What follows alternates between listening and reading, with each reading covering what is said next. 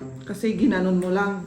Ginanon mo kasi sa trabaho. Siguro may tuktukin ka dun sa loob. Tapos nabigla yung likod mo kasi nag-stretch. Kasi ikaw palaging nakaganon. Di ka gumagalaw. Walang exercise. Nung biglang ikanon, ayan. Tinititigan ko tong painting na to mga kaibigan. Kinilabutan ako, no? So, itong painting na to ginawa ko noong 2019. Para bang minumulto ako mga kaibigan. Ayan siya oh. Siguro magti 3 years na to. Hindi ko pa natatapos.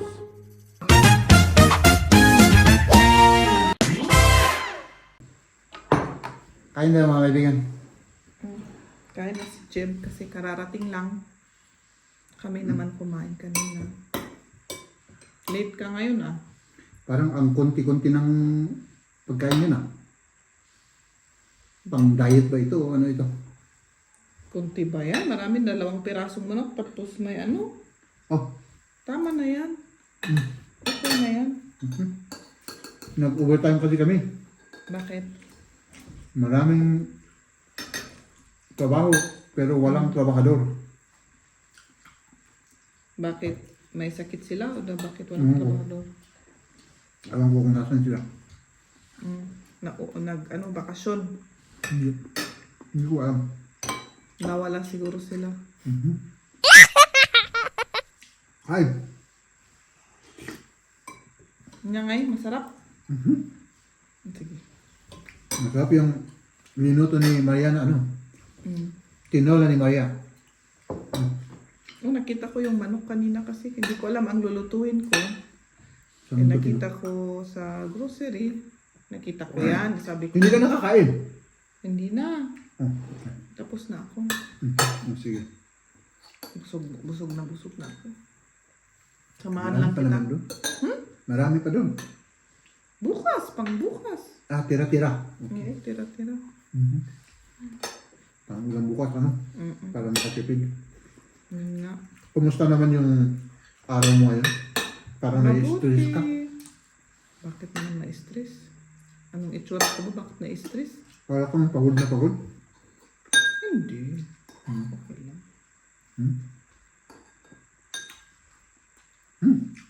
Masarap yun. Hanggang nagasang, di ba? Medyo. Medyo nagatang.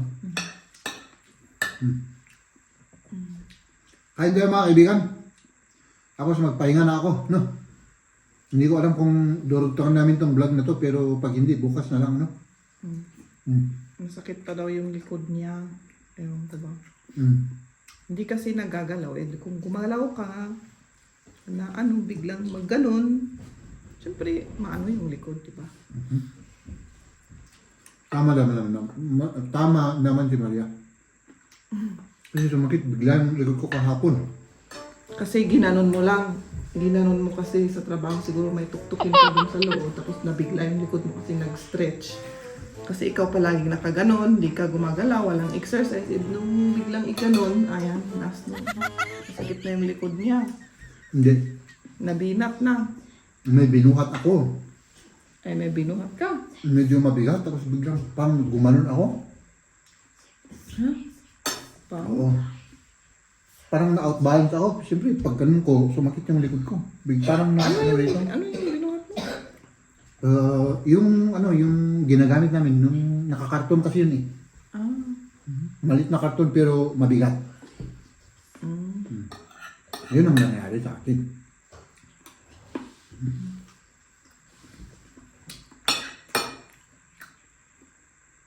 Kaya pala. Yun. Tapos ngayon, puro emails lang ang ginagawa ko. Ngayon, nagbabasa. Tapos ipa-forward. Nagpo-forward ako. Tapos, siyempre gumagawa na ako ng email, alangan. Forward yung email. Gumawa ako ng documentation ngayon. Yung mga dapat na i-document, pinicture-picturean ko, siyempre naglibot-libot ako. Tapos may seminar pa kami kanina. Kaya ganon. Yan pala. Yun. Tapos, Gutom ka na. siyempre nagutom ako kasi alam mo naman yung kinakain ko. No? Apple at banana. At saka may ako, dinagdagan ko ng protein bar.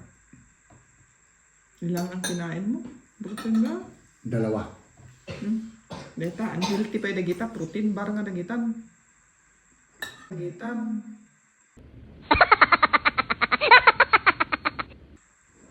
Hindi maala dita. Magagapuan na dagita nga protein bar. Mangan ti usto. Kan nga dagita artificial nga adulangot. Nag-iilokan to mga kaibigan, nung hindi nakaintindi. Yung Tagalog mo ngayon, sinabi mo kanina. Hindi ko maitagalog yun. Mm. I-translate mo na lang. Okay. Konti naman yung rice. Tama na yan. Ganun pa akong ulam mo. Tama na yung rice. Masyadong marami yan. Marami na yan. Okay. Kanum lang neta kastanan o ang rice na. Yeah.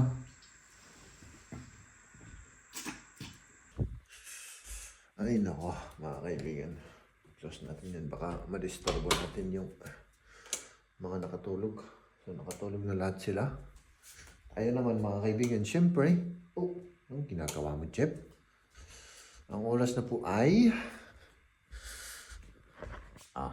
ayan. Mag-aalas 12 na ng gabi. At hindi ko alam kung anong gagawin ko. Hindi ako makatulog, mga kaibigan. Oh, wow. Hindi ko itong nakita kanina. Ayan. Ginawa ni Liam. So, mahilig din si Liam sa Ay, kamustahin natin si Goldie, Ayun yung ginagawa niya, Linilinisan yung katawan niya. Ganito maglinis ang hamster ng katawan. Kasi syempre, hindi sila marunong, wala tapos na. Hindi sila marunong maligo. Kagaya ko. Ayan siya, Kanina, linilinis, ganyan. Yun yung ginagawa niya. Dali, Tingnan natin, baka maglinis siya ng katawan. Parang yung dumi. Ewan ko kung kinakain nila yung dumi. Ay, sayang. Tumigil na. Baka nadidisturbo sa ating, alam ang tawag doon, yung si ilaw. Pero, ang alam ko, hindi naman makakita yung mga hamster, di ba? Hindi naman sila nakakakita. Masyado, yun ang alam ko. Nasaan na yun? Ayan yung pagkain niya, may mga pipino at carrots. Ayan siya, Ay, ayaw sa akin talaga. Ang gusto nito si Liam. Ayan, nagka-hamster siya. Laging nagkaganyan yung kinakagat yung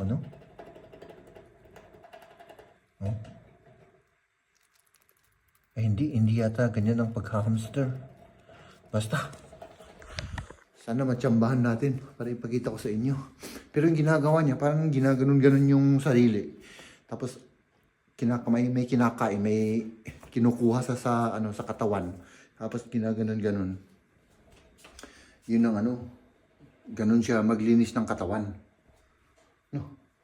So, ako naman, naghahanap ako ng, ewan ko ba kung ano hinahanap ko. Sili lang ang nahanap ko, mga kaibigan. So, hindi ako makatulog. Ewan ko kung bakit. So, siguro dahil sa likod ko kasi yun nga. Medyo napasama yung paggalaw ko kanina. Biglang sumakit hanggang ngayon. Kahapon pa to So, magdadalawang araw ngayon. So, ayan mga kaibigan. Ayun. Ang ipapakita ko na lang sa inyo ay yung mga paintings ko So, ayan. Ito po ay yung si Jesus Christ. Ayan. ng mukha niya. Na-paint ko to noong 2019. Ayun naman, yung inspiration ko rito ay isang sikat rin na painter na, ano bang tawag dun? Basta, yung sikat sa New York noon pero patay na. Ito yung ano ko, ito yung style ko na paraan ng pagpainting. No? Yan. Oh. Ito naman yung parang style ko rin na inspire ako sa style ni Picasso. Yan. Yan, style ko yan mga kaibigan. Oh. Tapos ito, subaybayan nyo yung ano, pag matapos to. Ito, ano ko to siguro magti 3 years na to. Hindi ko pa natatapos. Kagaya ng malaking yan. O yan. Ito naman, mga 2.5 years ko nang ginagawa yan. No? So ito yung latest na ano, parang inano ko. Yun bang itinuloy ko. O yan. Marami pang ano to kulang. Mga yan. Oh. Marami pa siyang kulang. No? Yan. Oil painting. Tapos, ito naman, yung style ng painting ko nito, hindi lahat ng ano, covered. No? Hindi ko siya kinoveran. So, makikita mo yung mga sketches ko dito. Yan ang style ko. No? Kasi pag malinis para sa akin mga kaibigan, ano siya parang naboboringan ako. Pag perfect na perfect at saka malinis yung painting. Kasi may mga painting din akong ganun. Parang naboboring ako. So, mas maganda kung ano. Ito, naboboring ako dito yung mukha na to. Oh. Kaya, linagyan ko siya ng parang modern na type ng ano. Kasi yung style niyan medyo classic. Medyo lang. Tapos ano lang to, mabilisan ko nang ipinaint to. Very, ano to, siguro 1.5 oras ko lang ipinaint yan. No? Kaya wala kayong masyadong makikitang detalye. Kagaya ng mga portrait painter. So yung mga portrait painter naman, mga kaibigan, ay syempre, baka buwan o taon ang i-google sa ano, yung mga painting nila. So ayan, yun lang. Diba? Tapos, ito naman yung si Liam, nung bata siya. Ano lang yan? Ginaya ko lang yung picture niya. Pero ganyan ang itsura ng picture niya. So, ayan. Ito, trip ko lang to. Parang, ewan ko, yung, kung ano yung inspiration ko dyan. Ito naman, inspiration ko dyan, father and son. Ayan. Tapos ito, dartboard.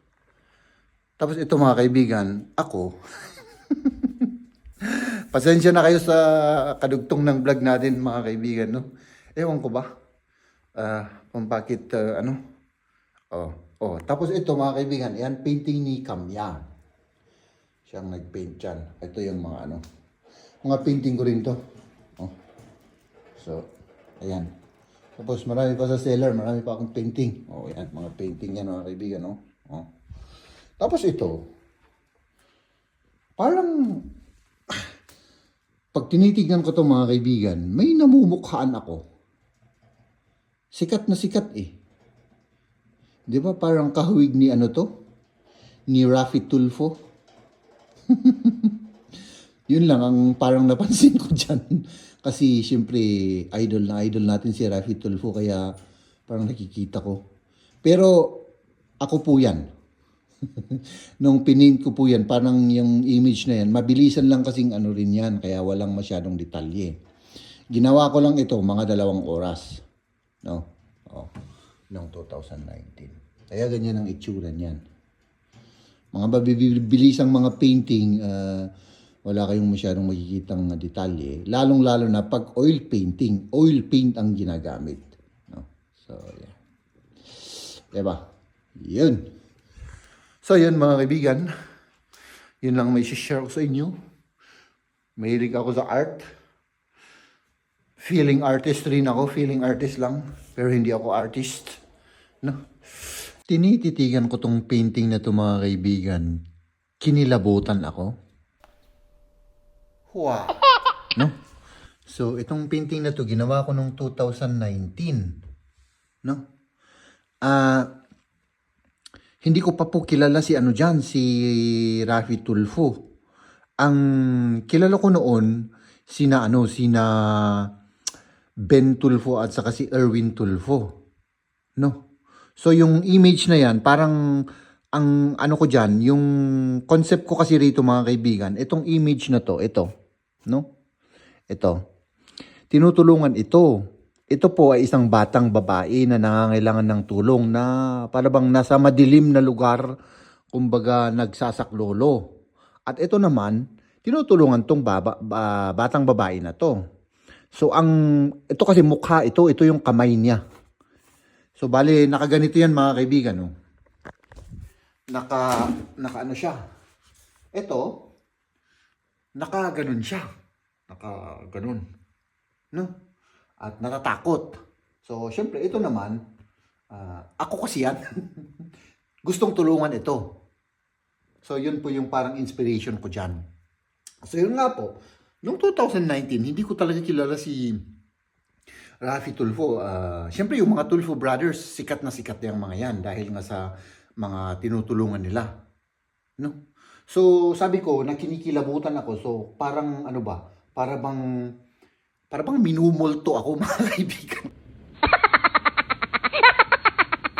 Kasi, di ba yun ang ano ni Rafi Tulfo, yung tumutulong sa mga naapi? No?